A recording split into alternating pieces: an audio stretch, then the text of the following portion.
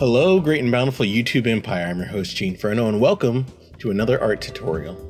I'll begin by introducing this piece. The title is Meet the Family, and it's a concept that's been in my head, trying to get out for years. As far as relevancy to the stories and projects I'm currently working on go, I can't say this piece is super relevant, but regardless, I finally gave myself the time to set it free. Meet the Family is an art piece for a story I'm writing called My Girlfriend is Death's Daughter. The general concept is pretty straightforward. It's about a boy named Jake Prillo who begins dating Marzana Grimdarth, only to discover that she's not only his best friend's sister, but she also happens to be the daughter of Death himself. The particular image I'll be working on during this tutorial showcases the scene where Marzana takes Jake to the Reaper plane for the first time to introduce him to her family, the 12 Dullahan, the Grim Reapers. This is another situation where I've made a rough sketch ahead of time, as I've made a handful of thumbnail concepts for pieces I haven't had the time to finish just yet. If you want to know what a thumbnail sketch is, well, you're looking at it. That's just an official term for this really rough, barely coherent scribble. A thumbnail sketch can, of course, vary in size and quality. The name thumbnail itself came from the fact that oftentimes the sketches were small, quick, and dirty, being more or less a rough idea or reference for the larger final piece. It's not so much a guide as it is the core basic concept. Now, off the bat, if you're looking closely, you may notice that I mentioned 12 Dullahan, and yet there aren't even 12 figures present in the current sketch. The reason for this is simply the fact that I wasn't initially planning to feature all 12. You'll get to see it later on, but at some point during production, the scope of this project changed slightly, and I decided to go ahead and include the rest of the Dullahan. I just didn't feel right about leaving them out, and I'd be needing visual references for them all eventually, so I figured I may as well do it now. Something else you'll see through the process of this video is the way I handle designing characters. Up until now, all the art I filmed myself making as featured characters I already had pre-existing design concepts for, with Mikkel as the sole exception in Made with Love. In this piece, however, save for Death and the human trio, all of the 12 Dullahan are brand new designs made first for this piece. First things first, we're starting with the line art for Jake Prillo. As a character, I want Jake to be a little bit nerdy, a little bit geeky, and really just a very average, ordinary sort of guy. But he's secretly one of my more complex characters because he pulls a lot of weight across multiple stories. At his day job, he works as one of the security guards who monitors the CCTV footage at a mall. Through this job, he's developed a small network of other CCTV buddies, and they tend to goof around and share their wild observations with one another. Learning how to draw lips well can be a bit tricky. It's something I've been practicing a lot lately and working to improve my skill on. The lips can take many different shapes and forms and widths, so make sure you pay attention to that sort of thing when designing your own characters. It seems like a small or unimportant detail, but it can make a big difference. As you can see, Jake has pretty thick lips. If you're ever struggling, don't be afraid to look at some references. There's plenty out there, just keep trying until you get it right. One thing I sometimes struggle with is the process of waiting till a piece is colored, because I often try to make the lips look natural and blend in well with the rest of the figure. I usually feel like they stand out a little too much when it's just the line art, but typically this feeling is remedied once I get finished with the coloring stage. I've already got the sketch drawn out for Jake, but now I'm going to take a couple of rough passes of a more solid form. I'm using thick lines and basic shapes to block out a general feel for how his body should be shaped, and I'm taking multiple passes to refine the general form before I hone in and work on the cleaner solid line art. Anyway, Jake's ordinary, simple life changed in a big way when, through his job, he started noticing a handful of returning customers that would enter an unmonitored area only for a superhero to emerge moments later. After he started putting two and two together, Jake soon realized that he had uncovered the secret identities of several of the superheroes living in Minnesota. With this information, he started a group known as the Society of Ordinary Hero Watchers. Together, the team worked in secret to do what they could to aid these superheroes in their battles while staying undetected themselves. Now, this is all fun and interesting backstory for Jake, but in actuality, it has little to nothing to do with this specific piece. The art I'm drawing here actually depicts a scene from the next stage of Jake's life, after he meets the girl of his dreams, Marzana Grimdarth. A quick aside, you'll notice that I've already begun working on the line art for Marzana, even though I haven't technically finished Jake. Typically, when I draw a piece with multiple characters, I opt to fully finish the line art for one character at a time. However, this piece is a special case, due to the closeness and overlapping of Marzana and Jake. See, I have Jake's form down, but I'm aware that some of the clothes he wears are a bit loose and are likely to be affected in some way by Marzana's hug. As such, I wanted to make sure I had her line art more solidly defined before I finished up Jake's, so that I could be aware of how her positioning would affect his shape and fabrics. Also, just a minor note for accessibility and political correctness, regardless of what your style is, even regardless of your character's skin tone, unless you are drawing a literal clown, I would strongly suggest avoiding the sausage or clown style lips at all costs. Regardless of intent, it's a look and style that has its origins in racist practices of blackface and offensive depictions of black and brown people. Doesn't matter what anime made you think it was okay, it's not. Don't do it. Here's the fun part, a black hair tutorial. Black hair is fun to draw, but it can often be intimidating to newcomers, either due to the nuances in texture or in potential complexity. Marzana has her hair braided, which, while a bit of a complex style to draw, it's not too difficult if you know what you're doing. I'll admit I haven't necessarily mastered the art of drawing braids yet, but I've gotten to a point where I feel I can make them look pretty good. For this method, I start by making a rough outline of where I want the hair to be flowing, with a few thick individual strands. Next, I outline those strands with this sort of bumpy alternating line. In this piece, I kind of free-handed it without focusing on the more technical aspects. Then, I fill in each braid with the zigzag pattern, with the straighter curved line that zigs diagonally down to the edge of the next hair bulge. Rinse and repeat until it's all done. Rana's a beautiful girl, so Jake was smitten with her as soon as he laid eyes on her. But he figured a girl like that wouldn't be into a geeky guy like him, so he was very surprised when she asked him out on a date. The pair soon fell in love, but what Jake didn't know was that not only was he now dating his best friend's sister, but as it turned out, Marzana Grimdearth was the daughter of Death himself. Is Death a dirty word for the YouTube algorithm? I hope not, because I really don't want to have to call him Mr. Unalive.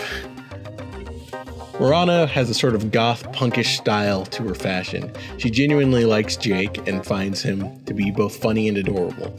She also says that he reminds her of one of her uncles. She has a lot of uncles, 11 by blood and 2 more by bond. Now that I finished up the line art for Marzana, I'm ready to go back in and finish up Jake. Marzana ended up not having as big of an effect on his clothing as I thought she would, but I did have to add in a couple of bulges on Jake's chest and belly where Marzana's body presses into his softer flesh. Here I'm using a little brush that does a pre-made zipper pattern. It's nice in some cases, but it requires a lot of precision, and I find the line weight often doesn't match the line weight I typically draw with. Increasing the brush size helps with that a little, but it also makes the shape bigger, which can pose issues as well. In the end, I felt it required just a touch too much precision than what I had the patience for, so I opted for a simpler method. Jake has a simpler fashion sense. He focuses more on comfort more than anything. I mentioned Marzana had a brother. His name is Azriel Grimdearth. He's cool and serious and has been friends with Jake since high school. Before dating Marzana, Jake had no idea that Azriel was a soul reaper tasked with hunting down humans that tried to escape death and reaping their souls into the afterlife. Azriel isn't super happy with Jake dating his sister, but at the very least, he does respect Jake and takes comfort in knowing he's a good man. He's always kind of treated Jake a bit like a goofy younger brother, so now it's just official.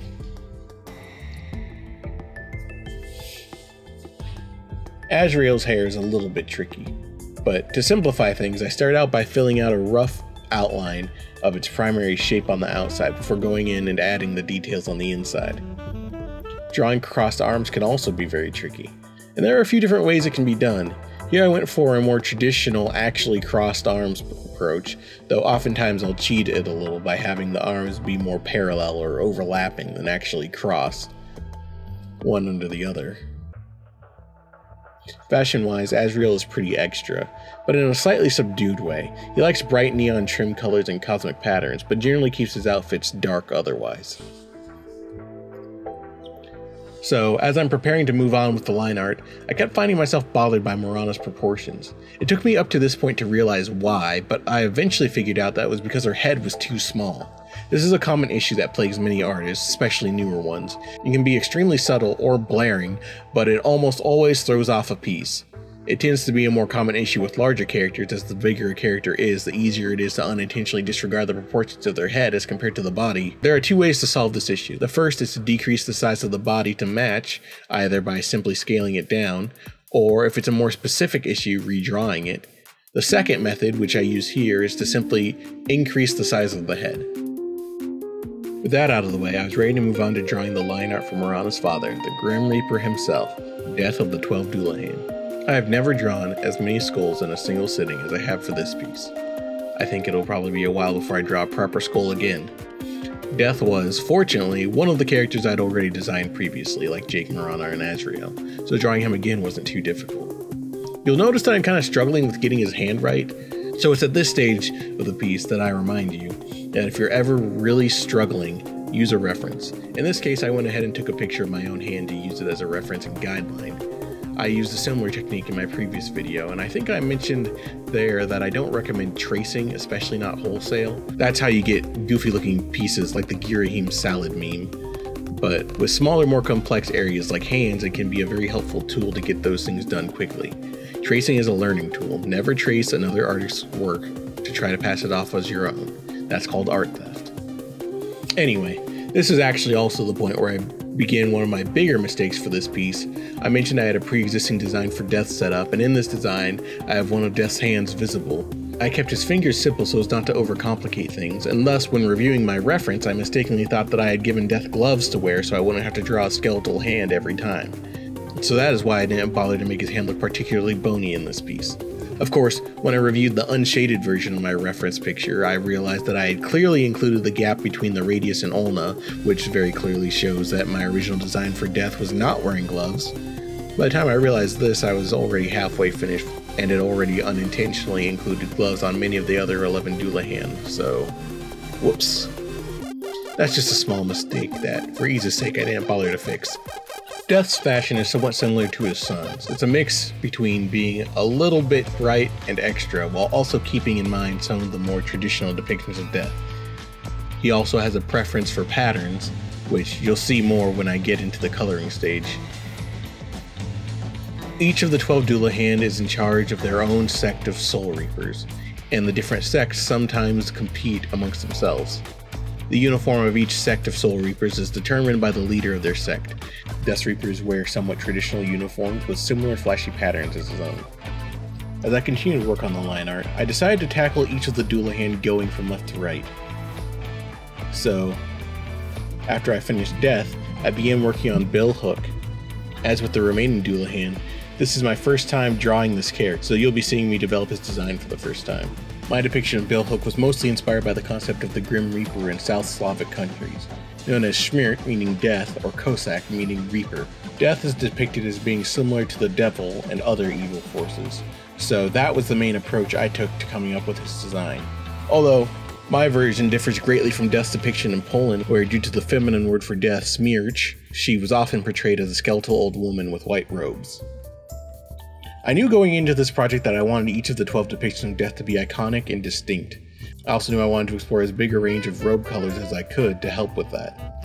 For Bill, I ended up going with red, partially due to his depiction pulling inspiration from the devil and other evil entities, and partially due to the fact that one of the other Dullahan, Ostwihad, who I had initially intended to depict with a red robe, ended up not wearing a robe at all.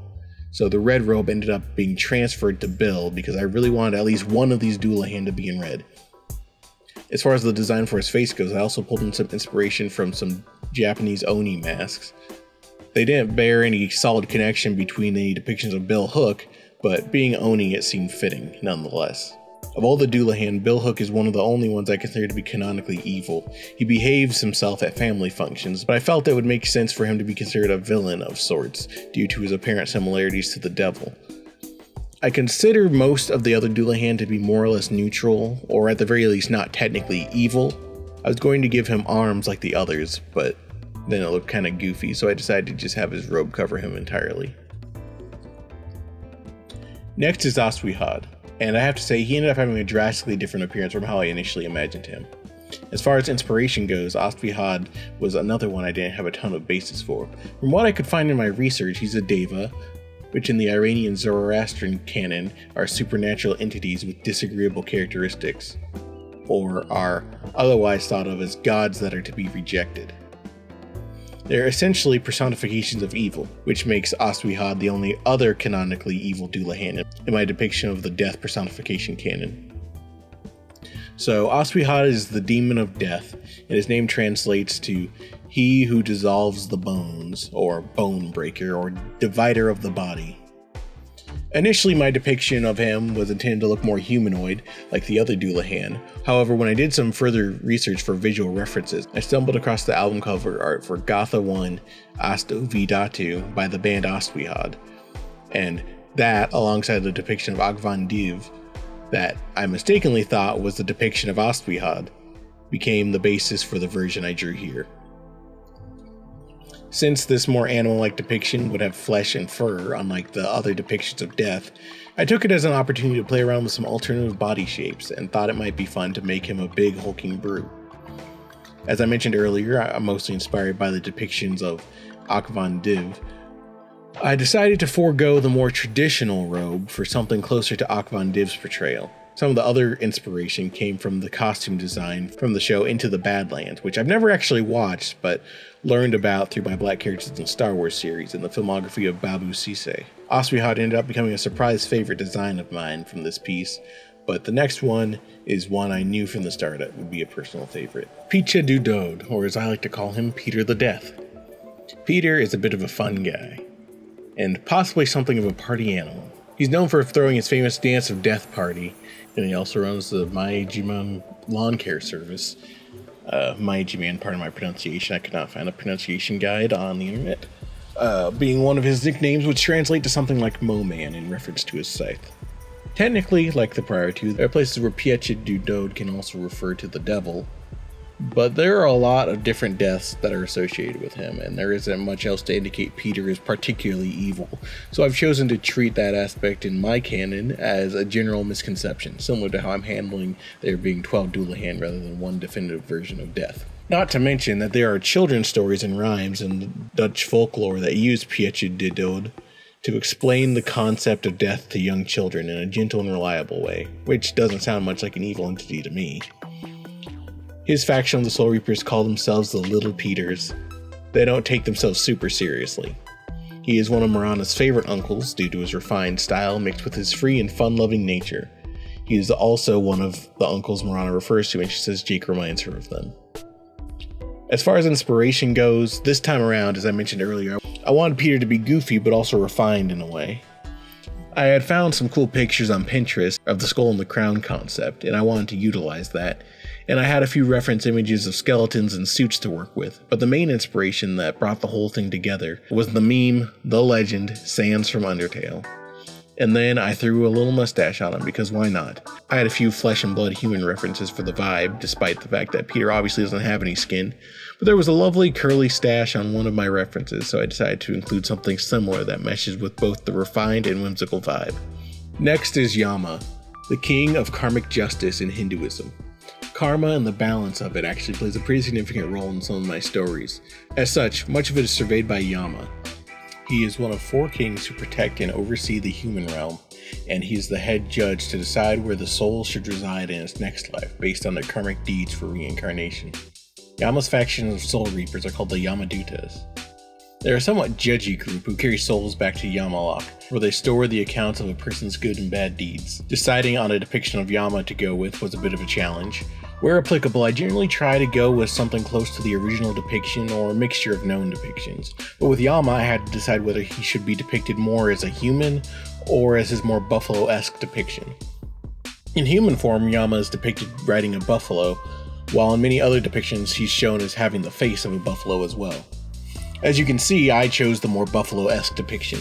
I chose it partially due to its uniqueness, as I wanted to have a strong variety of design between the different Dullahan, and also because it was the version of Yama I was most familiar with. I was sure to include elements from his other depictions as well, in particular his Chinese judge's cap. And while you don't see it just yet, I chose to keep his skin a brighter shade of blue similar to some of his other humanoid depictions. Of all the Dullahan, I think Yama ended up simultaneously being one of the more simple, but also one of the more complex designs. What he lacks in overall general detail, he makes up for with a lot of small and intricate patterns and textures. For the most part, I tried to keep things as simple as possible due to the large workload. It was at this point that I finally decided to include some of the other Dullahan. You'll see me here quickly add in the additional rough sketches before starting work on the Anku. This one's a bit of a strange one to explain, but typically the Anku is a psychopomp, red Grim Reaper, from Breton and French folklore that is the spirit of the last person to die within the community the prior year. Sometimes it's also the first person to die. As such, there are multiple Anku.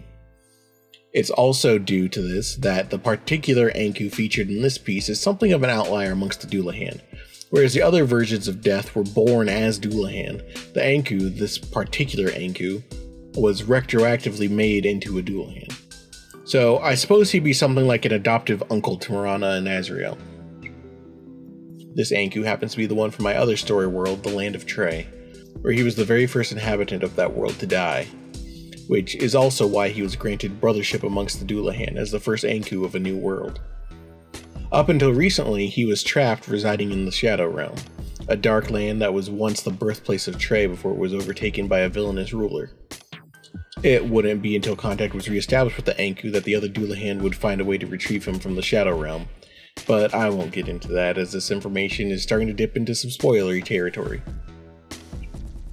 The Anku is often described as being a tall, haggard figure with a wide hat and long white hair, and most of the images I used as reference reflected this. Other sources of inspiration included a touch of pirate character design and some depictions of a Mexican code of death. Here you'll see I'm utilizing my own hand for reference again. There are a couple of characters this was meant to happen for, but most notably was the Anku, who I had intended to draw holding his scythe behind his back in this pose. However, due to how intensive the workflow for this project ended up being, and the fact that in most cases the scythes and other weapons would either be visually blocked or might just cause more issues with positioning, I ended up scrapping the idea of designing the weapons of choice for each of these characters. It's something I'll have to do eventually, but this piece worked just fine without it. Thanatos, ancient thirst trap of the dead, depending on who you ask and what roguelikes you've played. I actually haven't played Hades yet myself, but I'm aware Thanatos makes an appearance given that game's Greek mythological theme. Thanatos is the god of death in Greek mythology, representing the gentle, peaceful aspects of death rather than the violent and chaotic aspects personified by his sibling Eris. He works with Hermes, who is the actual psychopomp in their work relationship, to take the shade of the death to the shore of the river Styx, where they'll be ferried to Hades. As far as depiction goes, Thanatos is an interesting case, as he's considered to be more like an abstract force rather than a distinct immortal deity like the other Greek gods. As such, he wasn't solidly depicted as frequently as the others. When he was depicted and personified, however, he would appear in a few different forms. Sometimes he was a winged, bearded man, other times he was a winged and beardless youth. A primary basis for his depiction in this piece came from a painting that depicted him as a winged, bearded man. Despite the fact that I've never seen him depicted as a skeletal figure, I added my own touches and took the creative liberty to make him skeletal, as with many of the other Dullahan present. Initially, I wanted to design something reminiscent of Derek Powers' Blight from Batman Beyond, though I don't think that's terribly noticeable in the final design. I mentioned his appearance in the game Hades, but I also took inspiration from his appearance in Kid Icarus Uprising, where he was a bit bizarrely designed with that Japanese clowncore aesthetic. Of course, due to this being a radically different depiction, I kept the inspiration here light, but that's where I got the idea for the belt gem and the scarf. And I'm sorry, Persona 3 fans, I tried to cram some good old Thanatos Persona concepts in there, but it mostly ended up just being represented in the gloves I gave him. Now here I'm adding in a fun bit that I'll talk about a bit more later, again inspired loosely by some depictions I've seen of Sans from Undertale, and inspired by some of my own work as it relates to slime related creatures, and also Blight as I mentioned prior. I chose to compromise a bit on my version of Thanatos' lack of skin by giving him a sort of ethereal ectoplasmic casing of sorts, so he wouldn't be totally bony like the other skeletons. So there's a physical shape and film there in place of what might ordinarily be skin, but the bones can still be seen beneath it. Marzana, a pagan Slavic goddess associated with rites of death and rebirth of nature. She's also where I initially stole Morana's name from, as that is Marzana's Czech name. She's the mother of souls. These days, the rites associated with Marzana have lost the sacredness of their nature and are treated more as fun celebrations around the spring equinox, rather than rituals. These celebrations involve handmade Marzana dolls being thrown into the nearest river, lake, or pond while participants sing traditional songs. For my design philosophy with Marzana, I pulled from some modern and traditional Czech and Slavic fashion, as well as pulling a little from images I found of the Marzana effigies that were made. Given Marzana's association with the death of winter and its seasonal transition into spring, I did a bit of self-indulgence as well and pulled some inspiration from my favorite fairy tale, the Snow Queen. No, I have not watched Frozen. And a bit from my queen and household goddess, Shiva from Final Fantasy X. Gwyn ap Nudd, the escort of the grave in Welsh folklore, and the personification of death in winter. He leads the wild hunt to collect wayward souls. He is the king of the Tylwyth Teg fairies, making him one of the Fae.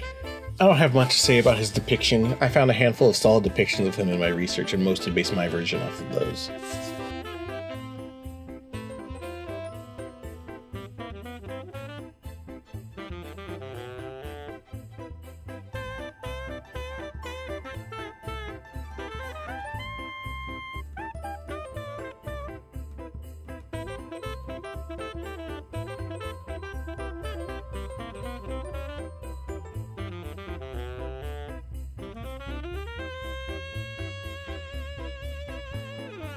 Next is Hel. Next is Hel, the goddess of death in Norse mythology. During the Black Plague, she was often depicted as an old woman named Pesta, which translates to plague hag. She's another one I took a few liberties with in my design. I'd already included a fair bit of shape diversity with many of the male interpretations of death, helped along by the fact that there were so many, but I felt one of the lady deaths should be plus size as well. So I bestowed that honor upon Hel. She's what we in the business call big boned. Aside from the diversity aspect, this decision was made partially due to some inspiration I got from @Sinvon Quinzel's lovely cosplay of Hela from Marvel's Thor. During my research, and partially because Hel is often described as having half of her body appearing as that of a living woman, while the other half is skeletal or corpse-like, I thought it would be a fun idea to explore a bit of that juxtaposition further by having the human half of her be plus size in stark contrast to her skeletal half. Given the semi-skeletal nature of Hel, I also opted to use this as another excuse to utilize my ectoplasmic technique, so I did some of that too. And now for Our Lady of the Holy Death, Santa Muerte, the icon of Dios de los Muertos, the Day of the Dead. I'll admit, I think I tried to do so much with this one that it ended up turning into one of the more plain designs, and I'm not super happy with how she turned out, but I think she's passable. But in the future, I'd like to do her a bit better justice. Santa Muerte is one of the personifications more similar to traditional images of death, being a skeletal figure dressed in robes. For the sake of color diversity, I chose to give her a white robe, so her design wouldn't be too similar to Death's, though Santa Muerte has a variety of colors associated with her, like red, green, and black, colors I'd like to explore with her a bit more in future art. Here you can see me start to sketch out another idea which I ended up scrapping for most of the Dullahan in this piece. When I initially designed Death, I gave him a special halo due to his immortal deity status, and had intended to do the same with the rest of the Dullahan. Unfortunately, I forgot to include this aspect when I made the sketches, and although I kept it in mind throughout the production of this piece, by the time it came for me to actually commit to the idea, I decided against it for simplicity's sake. So in the end, Death is the only one that ended up with his halo in this piece. And finally, we have Dhumavati. She represents the fearsome aspect of Devi, the Hindu divine mother, and is typically portrayed as an old ugly widow associated with things considered inauspicious and unattractive in Hinduism.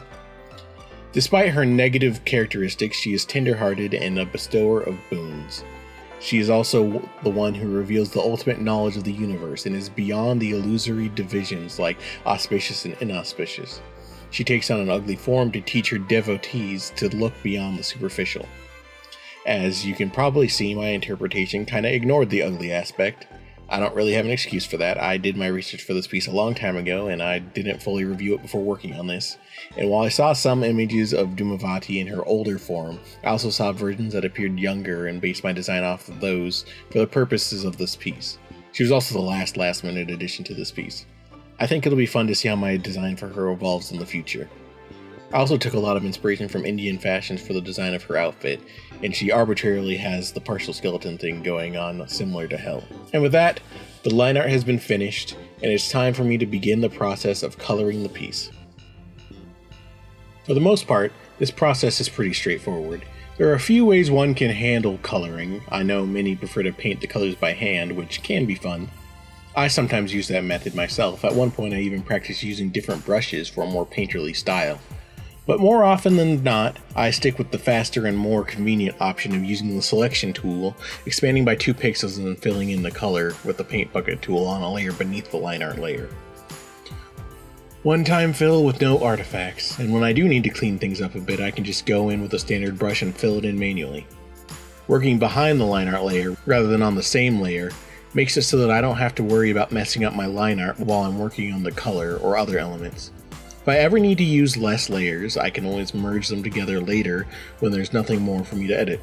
Coloring and shading the lips is often a fun challenge. Fortunately for Jake, I already have a reference for how his lips are meant to be colored, and while I typically save shading for later, I do often tend to add some texture and shading to the lips, because even once you add color, it's really easy for them to look weird or out of place. But making sure you add the right colors helps them to blend in and not be so jarring or distracting, assuming you're going for a more natural look. Anyways. While it's not super evident on Jake, it's also worth noting that more often than not the bottom lip is a little bit brighter than the top lip, so keep that in mind.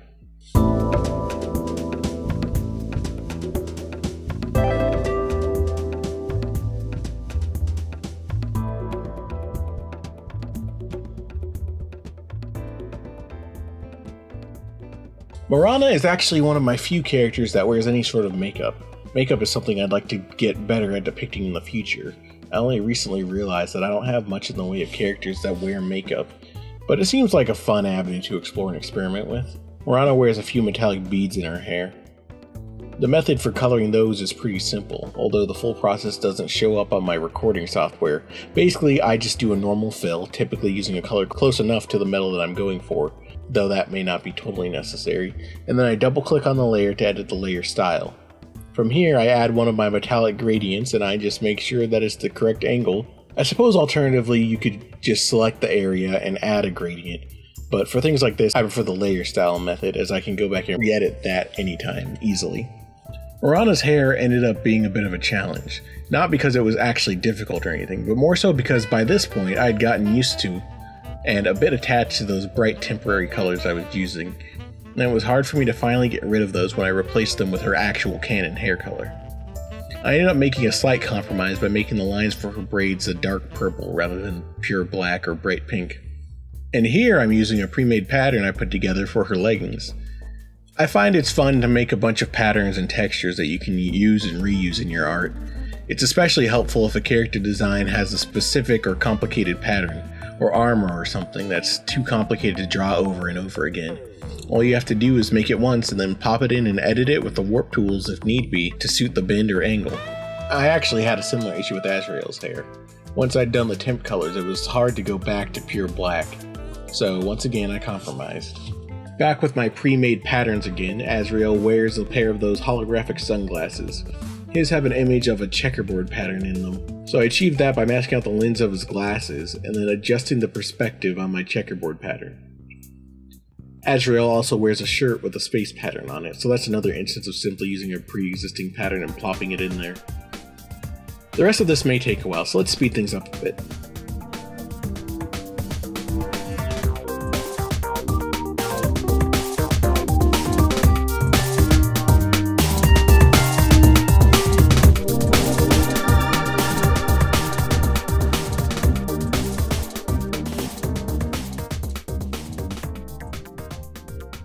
I thought I was done with Death, and then I realized I forgot to add in the pattern he's got running down the middle of his robe. Whoops.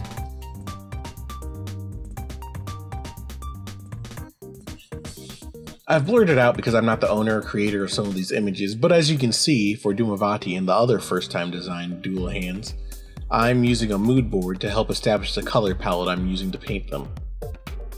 Sometimes it helps to pull things directly from the source, and there's also an interesting range of colors you can get from using the eyedropper tool on, say, a photo directly. Oftentimes I find myself surprised by how different the color in a single pixel is from how those grouping of pixels appear as a whole. Another little trick you could do if you find yourself getting too many random colors and want to focus on the broader color, you can pixelate your reference images like I have here, though if you're doing it for color rather than privacy, I'd recommend going a bit harder with the pixels and making them bigger. But then it'll set you up with a range of pixel swatches you can choose from, and you can more easily pull your colors from that as well. I experimented with Santa Muerte a lot. Like I mentioned before, I had a lot of different ideas, but none of them really meshed together in the way I hoped that they would. And at this point, I was also beginning to feel a bit of fatigue, so in the end I just kept things simple. Now this is where the fun begins. While by this point I've merged all of my line art layers for each of the characters, for a few of the special cases like Hell, I had to keep certain layers separated so I could do the special process I'm about to do now to make her skin look semi-transparent and a bit gooey. First things first, since it is transparent, I'm going to need to fill in the color of what we'd be able to see behind the arm. This part is often the most difficult to take account for, but it's also not that hard to figure out usually. It's up to you if you want to put extra line art in the back. Sometimes I do, sometimes I don't, but it's purely a style choice regardless. Next, you gotta fill in the middle layers. In this case, it's just her bone structure. And finally, the layer of color that goes over top. For now, I have it set to a linear dodge layer style, so it looks a bit more glowy and ethereal. If you're going for something more like goo, you may want to use a different type of layer style like multiply, or maybe just keep it normal but lower the opacity. It may also help, if you're going for a more dense gooey sort of look, to add additional color layers where the skin would be overlapping itself, like the upper arm and the torso and the back, etc., to create a sort of depth of field effect. I won't be doing that here since that's not quite the look I'm going for this time, but it's something to keep in mind. Also, line color can make a huge difference as well, so don't be afraid to experiment with that.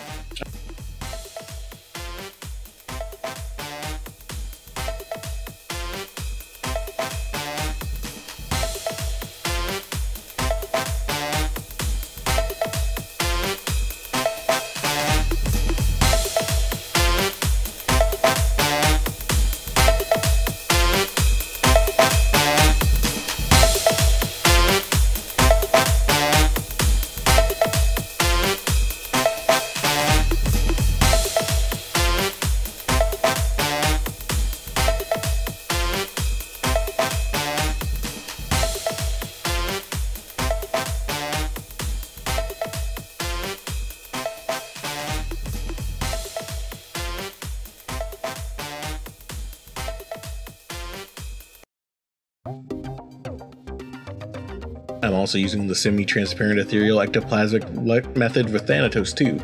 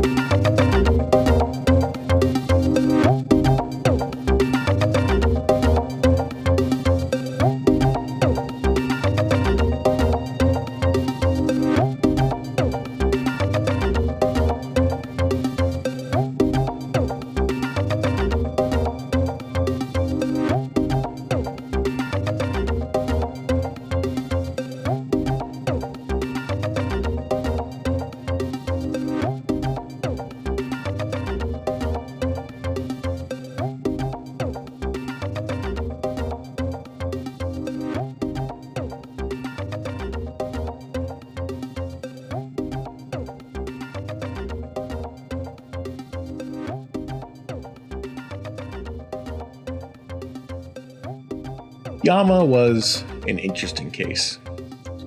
In theory, he was one of the easier characters to color due to the fact that aside from his hair and headpiece, he was almost exclusively blue for his skin and gold for his jewelry.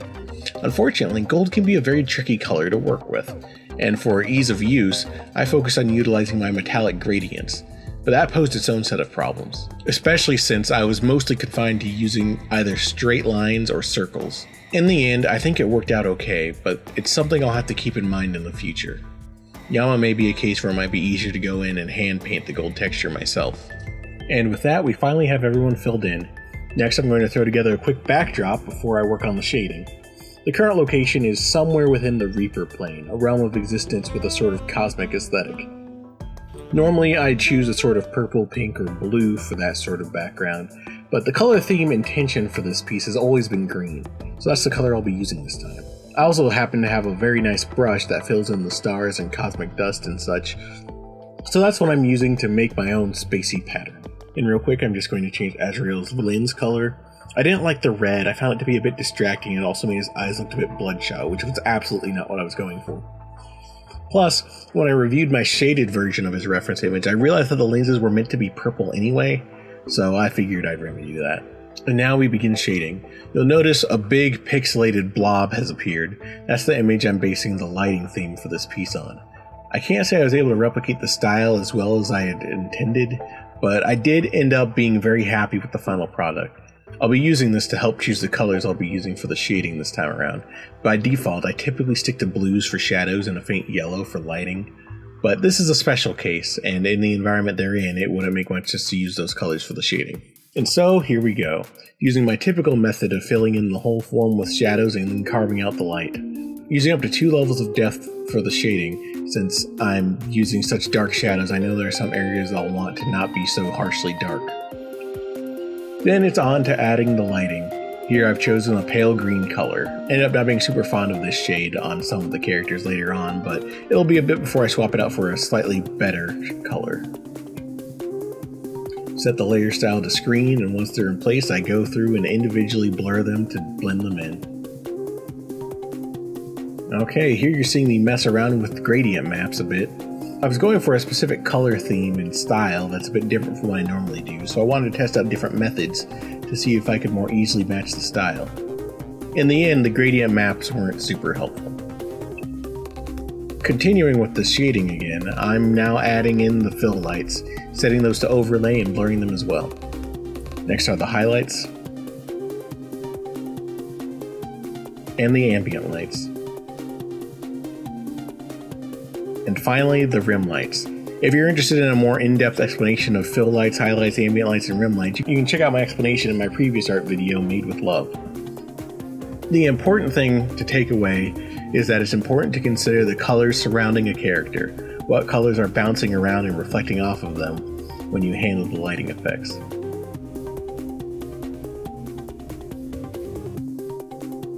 And now for a fun process I like to call thermal shading. The basic idea is simple. As a viewing through thermal vision, I add a heat map onto a character's face using the colors blue, red, orange, and yellow. Then I blur those colors together, change the layer style, this time I ended up on linear light, and lower the opacity so that it's just barely visible. This can be a good technique to add a bit of depth and warmth to your faces, and it can also be helpful if your character is maybe looking a bit pale. Then I'm going to add a bit of blush, and the nervous sweat. I happen to have a layer style I put together specifically for sweat and small water droplet effects like this, so that's what I'm going to use. It's not perfect, but it's passable. Though I did have to go in and do a bit of extra enhancing on it manually. And now rinse and repeat with the rest of them.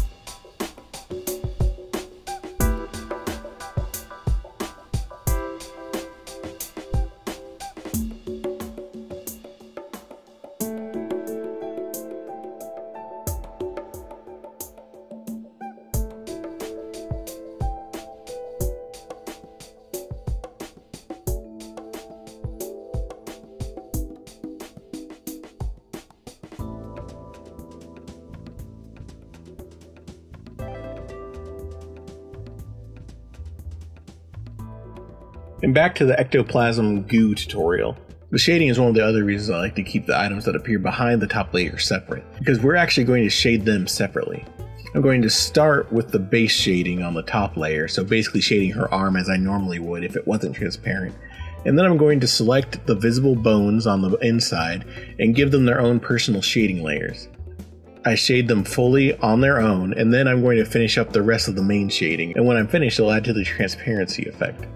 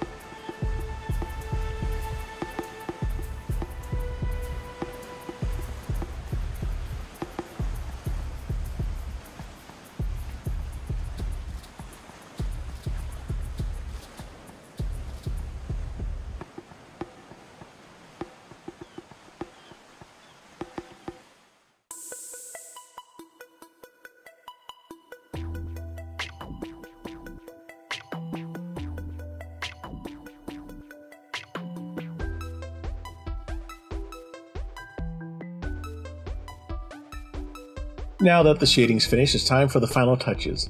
Before that though, I'm going to toss these guys into a different file so I can export all of the individual assets for future reference, or if I ever want to reuse them for product design or other promotional assets. Of any project, this segment is usually the most tedious, and it always takes a lot longer than I expect it to. Of course, it's also totally optional, and there are ways to handle it other than the way I'm doing it now. I'm optimizing so I only have to do a single export and can get them all done at once. One could also just export a single artboard several times to get the same result. Back to the main file now, I gotta do the final crop, because I wanted this to be a standard aspect ratio, so some of it's going to get a bit cut off. Taking some time to mess around with gradient maps again, and then some adjustment layers.